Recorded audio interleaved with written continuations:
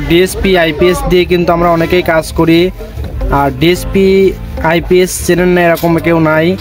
তো আপনাদেরকে আজকে একটা ডিএসপি সার্কিটের সাথে আমি পরিচিতি করে দিতে চাচ্ছি।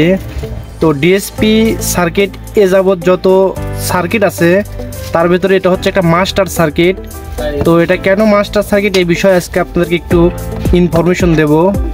তো আমরা যদি একটু লক্ষ্য করি, দেখেন এই সার্কিটটা কিন্তু একদম পরিপূর্ণ একটা পারফেক্ট সার্কিট। আর এই সার্কিটটাতে কিন্তু কোনো রকমের এক্সট্রা কোনো জিনিস আপনার লাগানোর প্রয়োজন নাই। এই সার্কিটে পরিপূর্ণভাবে কিন্তু পার্টস লাগানো আছে।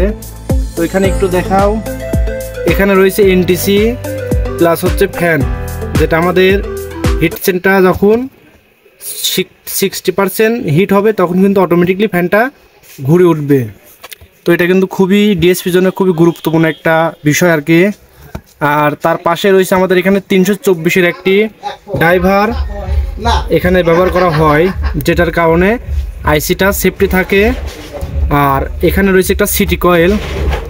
এই সিটি কয়েলটা আমাদের বোর্ডের সাথে বিল্ডিংভাবে দেওয়া আছে, কারণ এই সিটি কয়েলটা যদি আপনি এক্সট্রাভাবে লাগাইতে যান অনেক সময় ওয়ারিংয়ের প্রবলেম হতে পারে, সিটি কয়েল নষ্ট হতে পারে। এই জন্য এখানে কিন্তু বিল্ডিংয়ে দেওয়া আছে, এটার জন্য আপনার আলাদা করে কোনো তারের কানেকশন করার প্রয়োজন নাই। আর তার পাশে যেটা আমাদের ডিএসপির জন্য খুবই গুরুত্বপূর্ণ সেটা হচ্ছে 1.5 এই যে ক্যাপাসিটারটা। এটা আমরা অনেক সময় সার্কিটের সাথে যদি না থাকে সেক্ষেত্রে বাইরে লাগাইতে হয়, সেক্ষেত্রে বিভিন্ন সময় বিভিন্ন রকমের ক্যাপাসিটার ব্যবহার করতে হয়, সেটা ডিস্টার্ব হতে পারে। আর এখানে আপনারা পিএফগুলো পাওয়া যায় হচ্ছে ভালো মানের ক্যাপাসিটার, ভালো মানের পাওয়া যায় না অনেক সময়। পিএফগুলো 100% ভালো মানের পাওয়া যায়, এজন্য এখানে পিএফের অলরেডি ডিজাইন দেওয়াই আছে।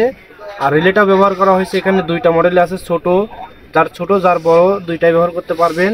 আর এখানে মসফেটও পরিপূর্ণ দেওয়া আছে, এটা দিয়ে আপনারা 12 ভোল্টের 1500 ভি এবং 24 ভোল্টের 2000 থেকে 3000 ভি পর্যন্ত আপনারা বানাইতে পারবেন।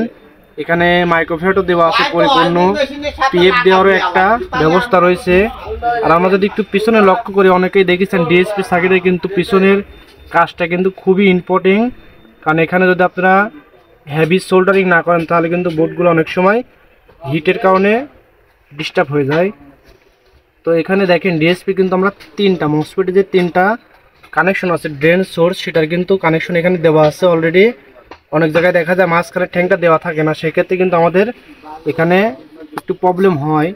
তবে এটাতে মাঝখানে ট্যাঙ্কটা দেওয়া আছে, সেক্ষেত্রে আমরা এটাকে একটা পারফেক্ট সার্কিট সব দিক দিয়ে বিবেচনা করে এটাকে পারফেক্ট বলা যায় আর কি।